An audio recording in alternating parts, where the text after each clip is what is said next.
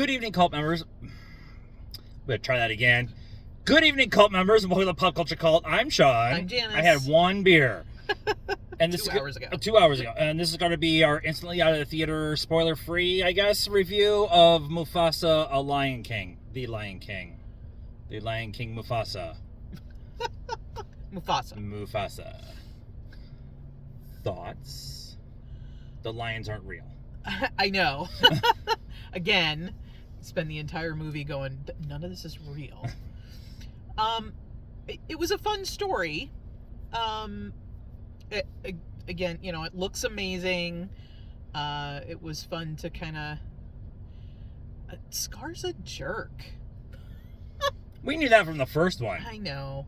I think the songs... I have feelings about the songs. I'm trying to... I feel like it's because Lion King's been out for 30 years. Yeah. And we all have, you know, emotions, and we know all the words and all of that. And then, you know, there's none of that with these songs. And I kept thinking, I wonder what, if any of these will be the, you know, Hakuna Matata. Bye-bye. That one, I didn't like that one. Yeah. Mads Mikkelsen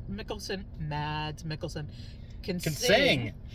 Interestingly, I'm just Bye Bye is the song they gave him, and I didn't like that one.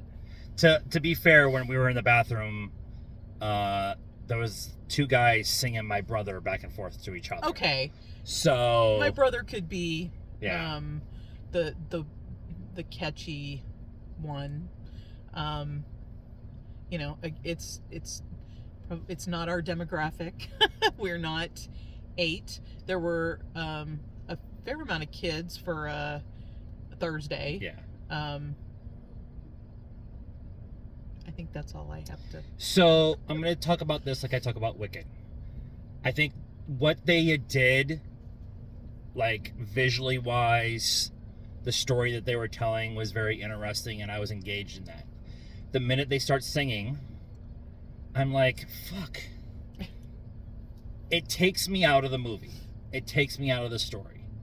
I like it much more when music is used as part of the story. Yeah. Like, not... My example I've been using is Folia Do. The music was Arthur's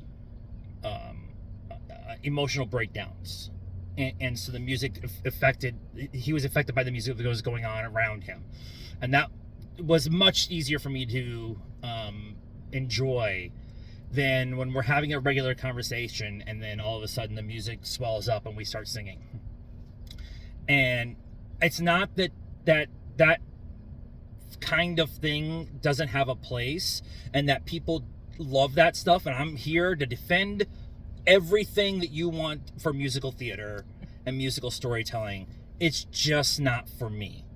And multiple times I'm invested in what's going on with Mufasa and what were they calling him? And Scar. And Tiki? Yeah, a tiki. I don't know. We should look it up. I was emotionally invested in the dialogue and the way they were, the lions were acting. It was so cool. And then they break out in a song, and I'm just rolling my eyes in the back of my head. My other issue with this is, I understand. I totally get it. It's about making money. It's about getting the next generation to be involved in these stories for Disney. I totally get it. But I don't see the purpose for this. Yeah, that was yeah. I want Simba's story. Now the movie starts with Simba. Yeah. And I want to spend time with Simba trying to live up to what Mufasa was. I want that story. I don't want to go back and hear Mufasa's story. His story is already done. And I'm not against prequels. I appreciate prequels. It just, when this particular story, I don't see the point. I don't see the point of going back and spending all of this extra time when you could be advancing the story. We got every Easter egg, every visual cue from the previous movie. They just might as well have called it Lion King. I'm super happy if you love this movie. I don't care. I'll go watch Fall Guy again. Nobody watched Fall Guy. We were the two people that watched Fall Guy. Score.